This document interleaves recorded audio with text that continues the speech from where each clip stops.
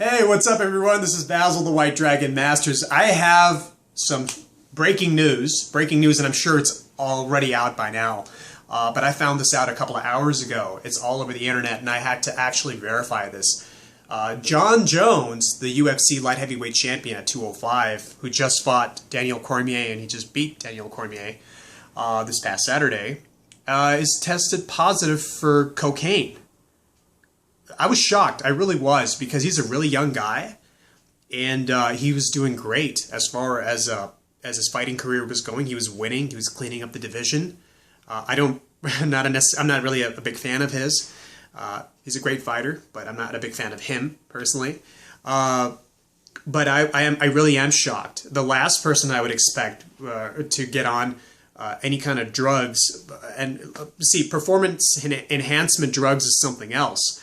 And doing something extremely dirty like cocaine you're talking about a whole different level. I mean, cocaine has been a downfall for many celebrities in the movie business and singing business and music industry and athletes as well. So this is the first that I heard of a UFC champion, so young, talented, and he got into cocaine. Like, we don't really know, exactly what is going on with these guys. We really don't know what's in their minds and what they're doing. It's completely against martial spirit.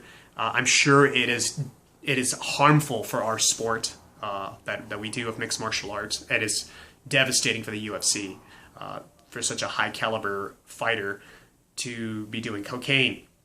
There was no reason for him to do cocaine, but we don't know what's in personal life, what's going on in his, what pressure he goes through, all that stuff. So, but I don't, people are talking about it, they're giving sort of a strange, I don't know what to draw out of this whole thing. I mean, cocaine, as far as I know, it's not really, it's not a performance enhancer at all. I mean, if anything, the only thing it could really help you in a very negative way is if you're trying to cut some serious weight. And we're talking not just body fat itself. We're talking about cutting your muscles and everything and, sucking yourself in. So I don't know how it helps, but I don't know the science behind cocaine and if it enhances you. I don't think it's an enhancer. I just think it's a piece of shit, garbage.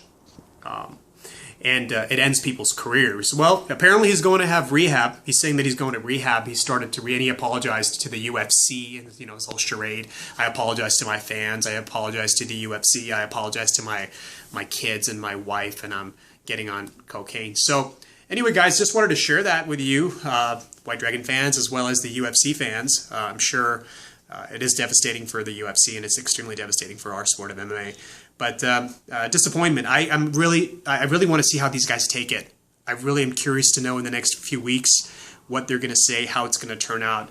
I do know it's going to taint the UFC a little bit. But personal problems are not a corporation's problem. But anyway, I'm curious to see. All right, guys. Well, just wanted to share that with you. Basil, the White Dragon Masters, out. Here, here, here.